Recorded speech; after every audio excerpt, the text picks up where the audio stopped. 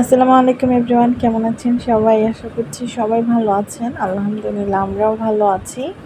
তো আমি মুন্সিগঞ্জ থেকে মারিয়া তোহা বলতেছি। আজকে নতুন ব্লগে সবাইকে স্বাগতম।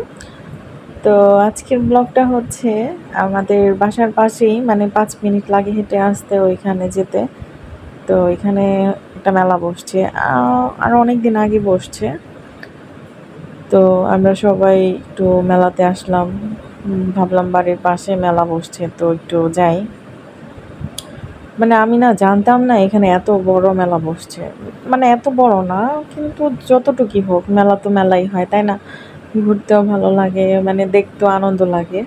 আমার কেনার থেকে ভালো লাগে ঘোরাটা, যে ওইখানে কি কি তুললো, কি কি আসলো, দেখেই মনে শান্তি লাগে। তো সবাই মিলে একটু ঘুরে আসলাম।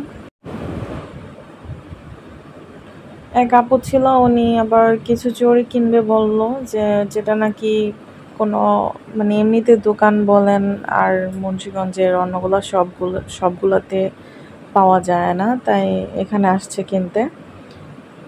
তো মানে তার কারণে আমরা একটু বের হলাম, যে আমরা একটু ঘুরে আসি। আমাদের তো মনে এমনিতেই ভালো না, যে কোথায় যাব, কই কী করব, কি করার, মনে শান্তি না থাকলে আর কিছু করার আছে? তারপরও ভাবলাম যে চলো যাই।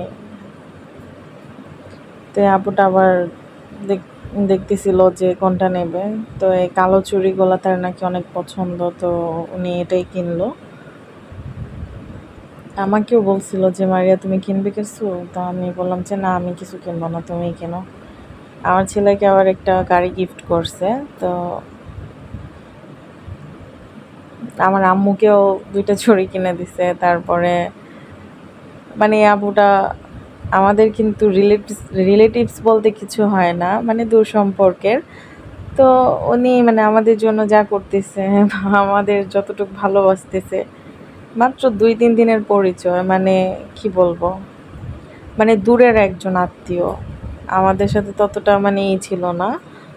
তো হঠাৎ করে 2-3 দিনের মধ্যে এতটা যে ফ্রি হয়ে যাবে, ক্লোজ হয়ে যাবে, ভাবতে পারিনি। তো এখান থেকে যাওয়ার পর আমাদের যে নদীর পাড় ছিল, ওই নদীর পাড়ে গেলাম ঘুরতে একটু।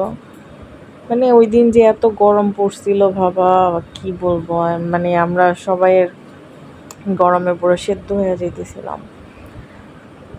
তো এখানে যাওয়ার পর আর কি একটু মানে হাওয়া বাতাস ছিল, কারণ নদীর পাড় তো একটু বাতাস হলেও তো থাকে, তাই না?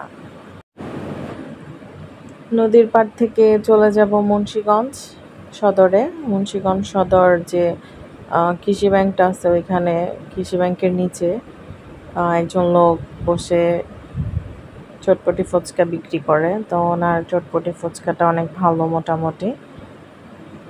তো আমরা ওইখানেই চলে যাব একটু পর। চলে আসলাম চটপটি ফুচকা খেতে। তো আমার ছেলে আবার ফুচকাটা অনেক পছন্দ করে। তা আমি সবার কারণে ফুচকার থেকে বিরতি নিয়ে একটু চটপটি খেলাম, কিন্তু চটপটিটা ভালো লাগে নাই আমার কাছে। আল্লাহ হাফেজ।